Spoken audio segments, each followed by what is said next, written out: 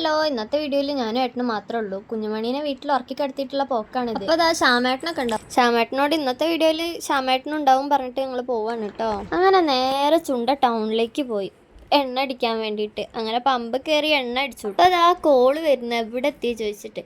ഒരു 5 മിനിറ്റ് ഇപ്പം എത്തും പറഞ്ഞിട്ട് ഞങ്ങളങ്ങ് വേഗം അങ്ങ് പോയി. എൻ്റെ ദൈവമേ, ഞാൻ പാറിപ്പോകും വിചാരിച്ചു. ഞാൻ ഏട്ടനോട് പറഞ്ഞേ, ഏട്ടാ ഇടയ്ക്കൊന്ന് തന്നെ വിളിച്ചു നോക്കണേ, ചിലപ്പോൾ ഞാൻ പാറിപ്പോകും. അമ്മാതിരി സ്പീഡിലായിരുന്നു പോയിക്കൊണ്ടിരുന്നത്. അല്ല, എങ്ങോട്ടുള്ള പോക്കാന്ന് ഇതുവരെ പറഞ്ഞില്ലല്ലോ.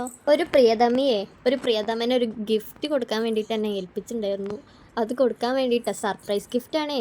അപ്പോൾ എന്താ ഏതാണെന്നൊന്നും ആ ചേട്ടനോട് ഞാൻ പറഞ്ഞിട്ടില്ല. അവരെ വിളിച്ചു, ഒരു കൊറിയർ ഉണ്ട്, എത്ര മണിയാകുമ്പോൾ ടൗണിലുണ്ടാവും ചോദിച്ചു വെച്ചു. ബാക്കിയൊന്നും ഡീറ്റെയിൽ ആയി പറഞ്ഞിട്ടില്ലേ.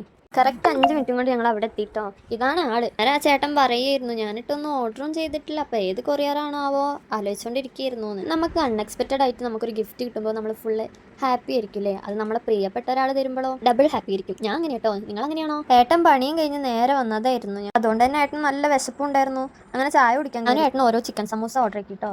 നല്ല ഫില്ലിങ്ങും എല്ലാം ഉള്ള സൂപ്പർ സമൂസ. അങ്ങനെ 1 2 3 എഗെയിൻ ഒരു 7 കടിയൊക്കെ കഴിച്ചിട്ടോ. ചെറുതായിട്ട് മഴയും ഉണ്ടായിരുന്നു. അപ്പം അടിപൊളിയല്ലേ ചൂട് ചായയും കടിയും. ഇത് കണ്ടോ, ചൂടോടെ അവർ അപ്പം ഉണ്ടാക്കി തരുന്ന കടികളാണ്. പിന്നെ ചിക്കൻ സമൂസ കഴിച്ചോണ്ടിരിക്കുമ്പോൾ അതാ ചൂടോടെ മുളക്. ഏട്ടൻ പറഞ്ഞു ബജ്ജി വാങ്ങിയാലോ. ഞാൻ പറഞ്ഞു ഒന്നും മതി, നമുക്ക് ഷെയർ ആക്കാൻ. അങ്ങനെ ബജ്ജി വാങ്ങി. ഏട്ടൻ ആദ്യം ഒരു കടി അടിച്ചിട്ട് ഒരു എക്സ്പ്രഷനും ഇല്ലാതെ അങ്ങ് ഇരുന്നിട്ടോ. എന്നിട്ട് അത് വാങ്ങി ഞാൻ കഴിച്ചു നോക്കി. ഏട്ടന് ഒരു എക്സ്പ്രഷനും ഇല്ലാതെ ഇരുന്നതിന്റെ റീസൺ എനിക്ക് അപ്പം മനസ്സിലായി. ഏട്ടൻ്റെ ആ ഇരുത്തില്ലേ, മുളക് ബജ്ജി കഴിച്ചിട്ട് എരിഞ്ഞിട്ട് ചെവി കൂടെ പുക പാറിയിട്ടുള്ള ഇരുത്തായിരുന്നു ഗായ്സ്. അവസാനം അത് ഏട്ടൻ തന്നെ കഴിക്കേണ്ട വന്നു. മുളകില്ലാതെ ആ മസാല. കഴിഞ്ഞ വീഡിയോ പറഞ്ഞിട്ടുണ്ടായിരുന്നില്ലേ, മറവി എല്ലാ പ്രാവശ്യം ഉണ്ടാവുന്നത്, അത് ഇപ്രാവശ്യം ഉണ്ടായി ഗായ്സ്. ഫ്രെയിം മേപ്പാടി കൊടുക്കാണ്ടായിരുന്നു, അത് കൊടുത്തില്ല. എന്നിട്ട് പിന്നെ ആ കാണുന്ന ആളെടുത്ത് കൊടുത്തു വിട്ടു കേട്ടോ. ഇതാ ഈ കാണുന്നതാണ് കേട്ടോ കട, നമ്മളെ മേപ്പാടി സ്കൂൾ എത്തുന്നതിൻ്റെ മുമ്പ്. അങ്ങനെ ഞങ്ങൾ വരുന്ന വഴിക്ക് നല്ല നാടൻ കോഴികളെ കണ്ടു കേട്ടോ, കോഴിക്കുട്ടികൾ. അപ്പോൾ ഏട്ടൻ അവിടെ നിർത്തിയിട്ട് അതിനെ നോക്കിയിരുന്നു.